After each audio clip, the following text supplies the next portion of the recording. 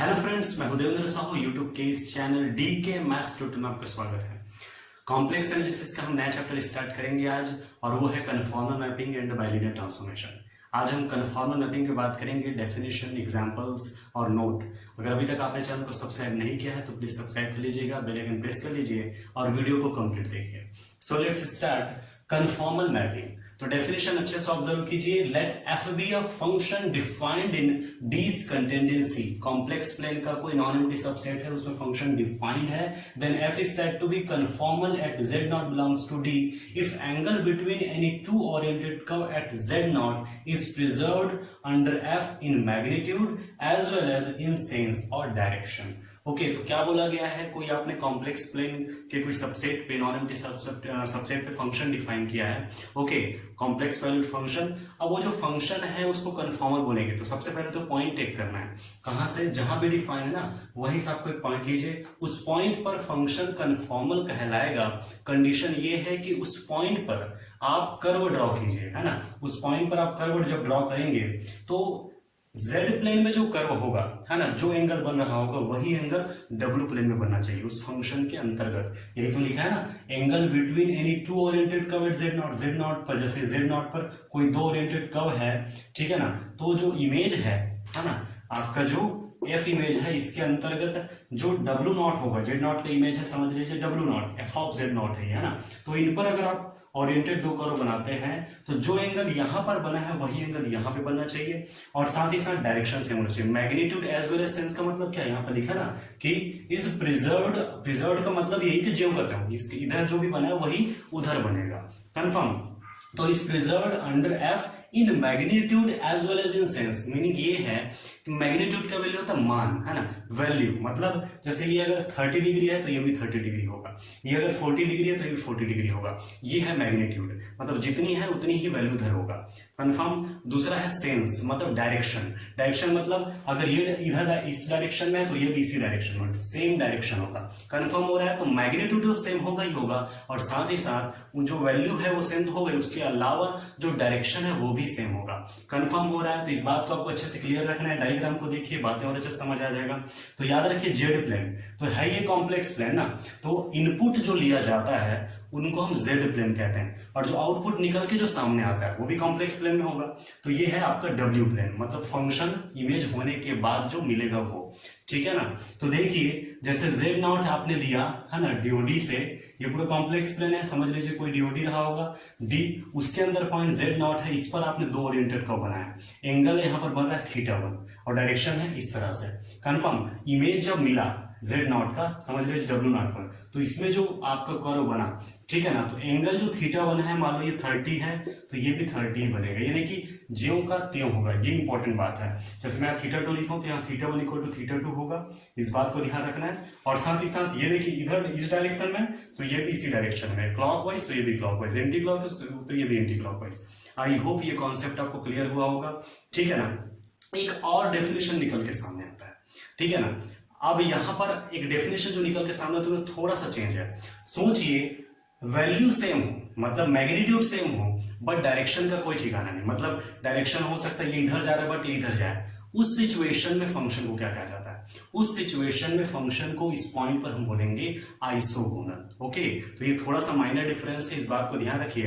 तो उस डेफिनेशन को हम यहां पर लिख सकते हैं, और वो ये है कि एफ जो है, मैं डायरेक्ट लिख रहा हूं, F is said to be isogonal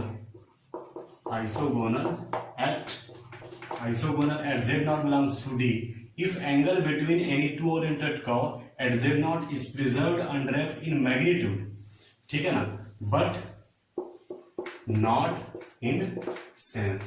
बातें क्लियर है। तो इस बात को ध्यान रखना, आइसोगोनल में यही कॉन्सेप्ट होता है। तो ये नहीं बोला जा रहा है कि सेंस जो है, मतलब यहाँ पर ये मीनिंग भी मत समझिएगा जैसे 30 डिग्री है तो इधर 30 डिग्री होगा ही नहीं, ये वाली बात देखिए, मीनिंग को समझिए। यहाँ मैग्नीट्यूड सेम होगा, मतलब जो इधर जो डिग्री होगा, जैसे 30 है तो ये 30 होगा, 40 है तो 40 होगा, 45 तो 45 सेम रहेगा, बट डायरेक्शन को कोई ठिकाना नहीं। मतलब ये अगर ये ऐसे जा रहा है तो हो सकता है ऐसे जाए, लेकिन सेम भी हो सकता है, इस बात को ध्यान रखें।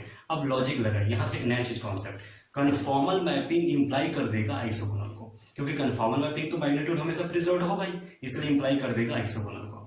बट आइसोगोनल से इंप्लाई नहीं करेगा कन्फॉर्मल। तो इस बात को भी ध्यान रखिएगा, ठीक है ना। तो यहां से ये इंप्लाई हुआ कि कन्फॉर्मल इंप्लाइज आइसोगोनल।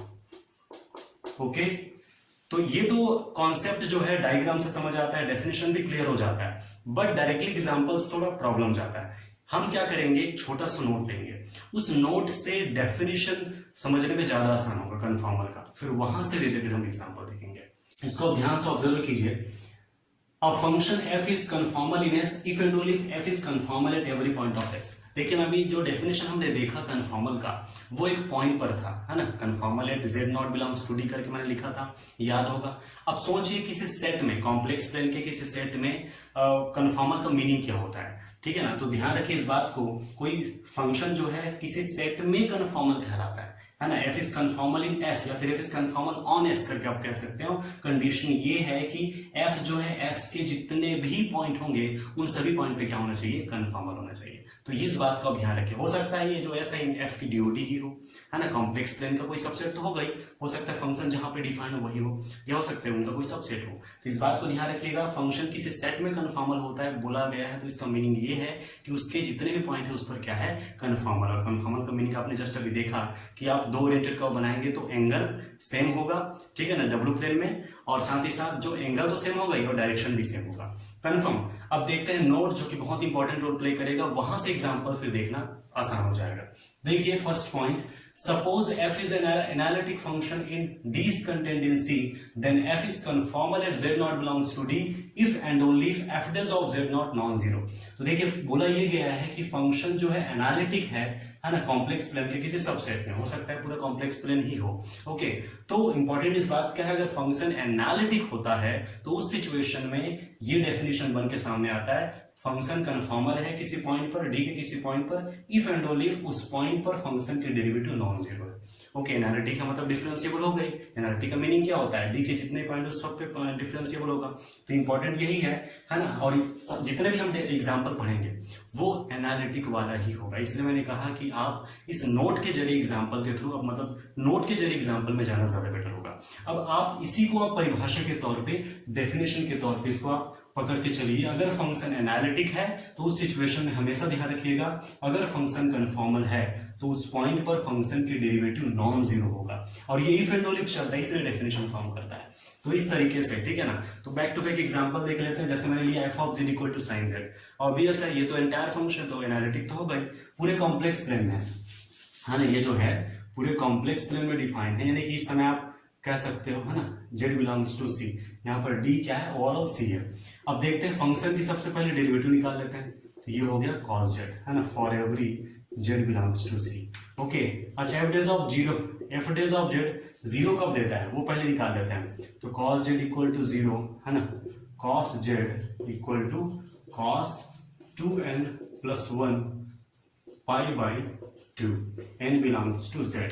तो z equal to 2n plus 1 pi by 2, है ना, n बिलोंग्स टू क्या है, z है।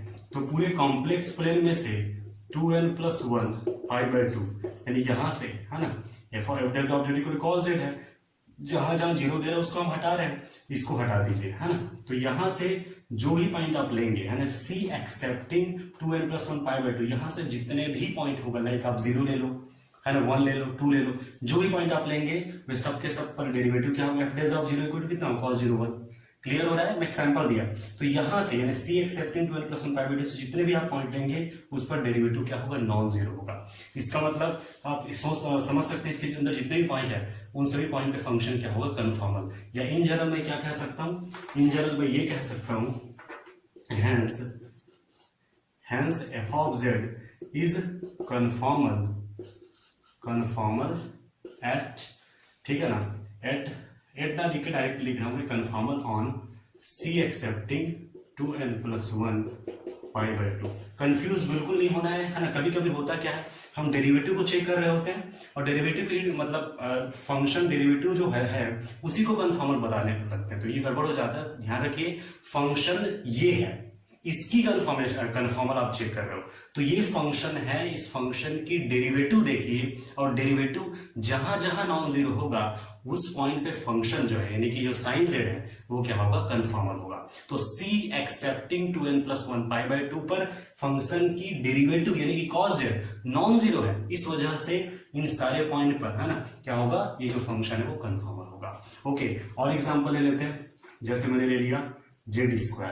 ओके, अब सोचिए जो z² है ना, इसकी जो डेरिवेटिव होगी ये हो जाएगा है ना, फंक्शन की डेरिवेटिव कितनी होगी, फंक्शन की डेरिवेटिव होगी 2z। ओके, अब f dash of 0 equal to 0, ये तो श्योर है कि 0 के अलावा ये कभी 0 हो ही नहीं सकता। इसका मतलब ये हुआ है ना कि ये हुआ c एक्सेप्टिंग सिंगलटन 0, यानी c से 0 हटा दिया जाए तो उन सभी पॉइंट पर क्या होगा, एट है ना z बिलोंग्स टू दिस क्या होगा, z not belongs to this, f dash of z not non zero. Confirm हो रहा है, इसका मतलब ये हुआ, आप डायरेक्टली आप लिख सकते हैं हेंस एफ जेड यानी जो दिया गया फलन है वो f z is conformal on c excepting singleton 0। Clear हो रहा है, तो एग्जाम्पल लेके प्रैक्टिस करना है ना, खाली इसको देखने बस से नहीं होगा, इसको ऑब्जर्व करना है, तो उसके अलावा लिखना भी है इसको। ओके, तो आई होप क्लियर हुआ होगा। फंक्शन था z², एनालिटिक था, मैं इसका डेरिवेटिव दिखा, तो डेरिवेटिव जो निकला वो केवल 0 पर देता है, 0 बाकी जितने पॉइंट उस पर नॉन जीरो, तो जितने पॉइंट है उस पर नॉन जीरो दे रहा है, तो वे सब पे क्या होगा, ये जो फंक्शन है z² वो कन्फर्मल होगा। अच्छा सोचिए अगर मैं z लेता तो क्या होता, अगर मैं ओनली z लेता तो क्या होता, अगर z लेता तो ये 1 हो जाता, और अगर z ले लिया है तो उसका डेरिवेटिव 1 है और 1 कभी 0 हो ही नहीं सकता। इसका मतलब ये हुआ कि ये पूरे कॉम्प्लेक्स प्लेन में एनालिटिक है, सॉरी पूरे कॉम्प्लेक्स प्लेन में कन्फॉर्मल है, यानी कि f of z is conformal on complex plane c. Confirm है। अब आप ये बोल रहे होंगे कि जो एग्जांपल ले जा रहे हैं पूरे कॉम्प्लेक्स प्लेन पे डिफाइन है, इसके अलावा कोई दूसरा एग्जांपल भी दो जो कॉम्प्लेक्स प्लेन में ना डिफाइन हो, तो ऐसा भी एग्जांपल आप ले सकते हैं। ओके, तो देखिए नेक्स्ट एग्जांपल जो मैं ले रहा हूं, f of Z equal to मैं ले लेता हूं 1 जैसे z-1 ले लिया। ओके, अब ये तो कॉम्प्लेक्स प्लेन में डिफाइन नहीं है, ऑब्वियस है, सी एक्सेप्टिंग 1 है ना, इस पे डिफाइन है। अब फंक्शन एनालिटिक है, इसमें कोई दिक्कत वाली बात ही नहीं है। अब एफ डेज ऑफ जेड ले लेते हैं -1/z-1 का होल स्क्वायर, ये हो गया, ठीक है ना। अब f dash of Z equal to इतना, ये कभी 0 हो सकता है नहीं, सोचिए -1/z-1 का होल स्क्वायर है ये, तो माइनस ये कभी 0 हो सकता है क्या, z इक्वल टू 1 पे ये डिफाइन नहीं है सबसे पहले तो z इक्वल टू 1 पे तो लॉजिक लगाने नहीं है ना, तो इसके अलावा 1 पर चूंकि परिभाषित नहीं है, डिफाइन नहीं, इसलिए इसको तो लेना नहीं है, लेकिन इसके अलावा जितने भी पॉइंट है उन सभी पॉइंट पे ये कभी 0 होगा ही नहीं। इसका मतलब ये होगा c एक्सेप्टिंग 1 पे ये होगा नॉन जीरो। तो मुद्दा इस बात का था कि फंक्शन की डेरिवेटिव इस पे नॉन जीरो है, इस वजह से ये फंक्शन क्या है आपका कन्फॉर्मल है कंप्लीट इसमें। आई होप कॉन्सेप्ट क्लियर हुआ होगा। अब हम देखेंगे सेकंड नोट। तो सेकंड नोट देखिए, suppose f is an analytic function in D and f dash has 0 of order k at z0 belongs to D, then the angle between any oriented curve at z0 is multiplied by k+1 under f। Okay, तो ध्यान से observe कीजिए, बोला क्या है, ये तो आपको क्लियर है, ये z प्लेन है, ये w प्लेन है, दोनों कॉम्प्लेक्स प्लेन ही होते हैं। अब ये एक्चुअल में क्या होता है, 2 डायमेंशन, ये 2 डायमेंशन, ओवरऑल कितना 4 डायमेंशन। 4 डायमेंशन को ग्राफ में शो किया जा सकता है, it can not possible. 3 dimension को शो नहीं किया जा सकता, 4 कहां से होगा, ठीक है ना। तो इसलिए इसको अलग अलग करके दर्शाते हैं, जेड प्लेन को अलग, डब्ल्यू प्लेन को अलग, है ना। तो ये इनपुट और ये आउटपुट, कंफर्म ना। तो देखिए, और ये आपको ये भी पता है कि ये रियल एक्सिस, ये imaginary axis, real axis imaginary axis, confirm है। तो फिलहाल आप इतना समझिए कि फंक्शन आपने लिया है वो एनालिटिक है, ठीक है, डी पर डिफाइन है, d content in c, complex plane का कोई सबसेट है, हो सकता है कॉम्प्लेक्स प्लेन ही हो, उस पे फंक्शन जो है डिफाइन है।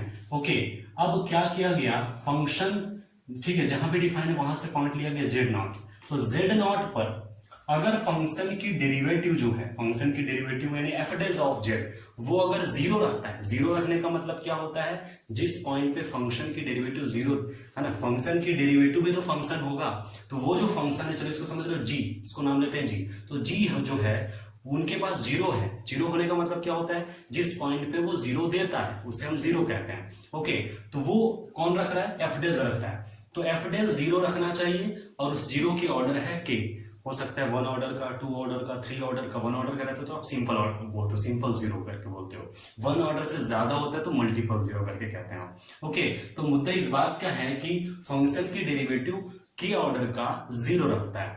ओके, किस पॉइंट पे, जेड नॉट पे। उस जेड नॉट पे आप क्या कीजिए, आप ओरिएंटेड कर्व बनाइए।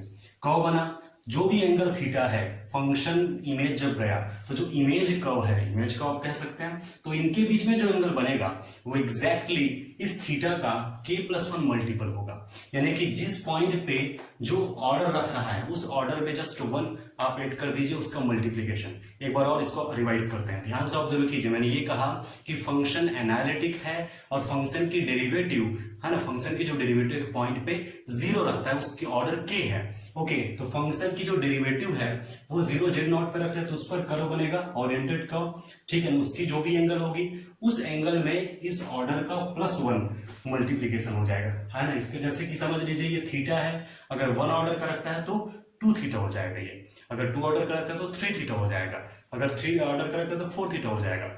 क्लियर हो रहा है, जैसे ये 30 डिग्री है ना, और के ऑर्डर का 1 ऑर्डर का 0 रखता है, तो 30 में 2 का मल्टीप्लीकेशन हो जाएगा 60, है ना, जो यहाँ पर एंगल कितना बनेगा 60 डिग्री।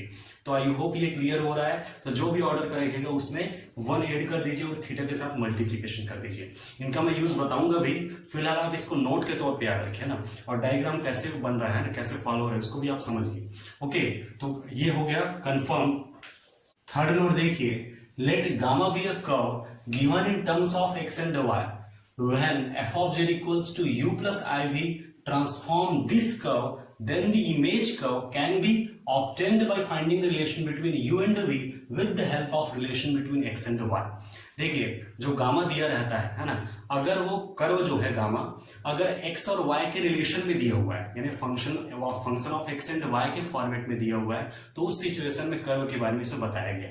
ये बोला गया कि गामा आपका कर्व है x और y के फॉर्म में दिया हुआ है। f ऑफ z जो है जब इस कर्व को है ना इमेज करता है, मतलब मैप करता है, तो मैप करने के बाद जो इमेज कर्व मिलेगा, डब्ल्यू प्लेन में जो इमेज कर्व मिलने वाला है उस कर्व के बारे में बोला गया। कैसे बनाएंगे उस कर्व को, तो बोला गया है the image curve can be obtained, उसे प्राप्त किया जा सकता है, ऑब्टेन किया जा सकता है by finding the relation between u and v, यानी यू और वी के जो रिलेशन है उसमें फाइंड कीजिए, है ना। F of Z equal to क्या होता है, यू प्लस आई वी, तो उस यू और वी के बीच का रिलेशन फाइंड कीजिए, वो भी किसकी हेल्प से, है ना, with the help of relation between x and y. Okay, तो एक्स एंड वाई के हेल्प से, है ना, यू और वी के बीच में रिलेशन फाइंड करना है, वहां से आपको इमेज कर्व मिल जाएगा। ओके, थ्योरी क्लियर हो रहा है। तो मैं एक एग्जांपल लिया हूं, वहां से बातें पूरा साफ हो जाएगा, क्लियर हो जाएगा ना। देखिए F of Z equal to Z square, ये आपको फंक्शन दिया है, ऑब्वियस है, पूरे कॉम्प्लेक्स प्लेन में डिफाइंड है। We know that Z equal to X plus I Y, so X plus I Y का whole square, so A plus B का होल स्क्वायर, तो A square plus B square plus 2ab, वही टूटा ये और फिर 2x into I Y. इसको arrange कीजिए, जब अरेंज करेंगे तो आएगा x square minus y square, because i square equal to -1, we know, plus i 2xy, तो ये हो गया u of x y plus ये होगा v ऑफ एक्स वाई, मतलब ये है आपका u, ये है आपका v, इतना कंफर्म। और जो दिया गया है आपका, है ना, y इक्वल टू एक्स, वो आपका कर्व है। तो ध्यान रखिए हमारा जो z प्लेन में है, उस z प्लेन में हम इस कर्व को बनाएंगे। अब इस कर्व का इमेज कर्व क्या है ये मुझे फाइंड करना है, तो इसको कैसे फाइंड करना है, ठीक है। नहीं, जो इमेज कर्व किसके अंडर में, f के अंडर में, जो इमेज कर्व क्या आने वाला है, तो इस रिजल्ट से पता चल रहा है कि जो भी आपका फंक्शन दिया होगा उसमें u और v जो निकलेगा, है ना, उस u और v में रिलेशन फाइंड करना है, किसकी हेल्प से, इस x और y की हेल्प से। तो आपको y इक्वल टू एक्स दिया है ना, तो at y equal to x पर u की वैल्यू क्या आ जाएगी, y square minus y square में 0 हो जाएगा, और v की वैल्यू क्या आ जाएगा आपका 2 इंटू एक्स स्क्वायर, तो i हो गया 2x स्क्वायर। तो इस तरीके से u है 0, v है i 2x स्क्वायर। तो आपको इमेज का क्या मिलेगा, x है ना, जो आपका z प्लेन है, ठीक है ना, z प्लेन में कर्व क्या बनेगा, और w प्लेन में कर्व क्या बनेगा। तो देखिए z प्लेन में कर्व बनेगा y इक्वल टू एक्स, मतलब ये कर्व होगा, यही अपना गामा। r2 प्लेन में कंसीडर करना है x एक्सिस y एक्सिस करके, उसके बाद उसको शिफ्ट कर देना है कॉम्प्लेक्स प्लेन के लिए। तो इस तरीके से कॉम्प्लेक्स प्लेन में ये हो जाएगा gamma y equal to x करके। ओके, तो ये हुआ z प्लेन। अब सोचिए w प्लेन में कैसे बनेगा, है ना, ये आपका इमेज कर्व है ना, फंक्शन f के करस्पॉन्डिंग। तो देखिए जो आपका u और v आया है उनके बीच के रिलेशन को इसमें ड्रॉ करना है, लेकिन क्या आया है देखिए v equal to i two x square, है ना। ये रियल एक्सिस होता है, ये इमेजिनरी एक्सिस होता है, तो i के साथ मल्टीपल है मतलब निश्चित रूप से इसी लाइन में आएगा, ठीक है। और एक और हिंट है u equal to zero, u किसमें जीरो होता है, इसमें, मतलब इस पे मैप कर रहा है, मीनिंग ये है कि ये जो है ये कर्व इस पे मैप कर रहा है। कंफर्म, तो ये हुआ गामा, ठीक है, ये गामा का इमेज इसमें आएगा, ठीक है। आई होप ये कॉन्सेप्ट क्लियर हुआ होगा। और भी एग्जांपल्स हम देखेंगे, अलग अलग टाइप के एग्जांपल्स को कवर करेंगे और नए नए कॉन्सेप्ट जो है ना, स्केलर फैक्टर वगैरह वो सब देखेंगे नेक्स्ट लेक्चर में। तो फिलहाल आज के लिए इतना ही। अगर आपको लेक्चर पसंद आया तो जरूर लाइक कीजिएगा, अपने फ्रेंड्स को शेयर कीजिए। तो फिलहाल इतना ही। Thank you for watching this video.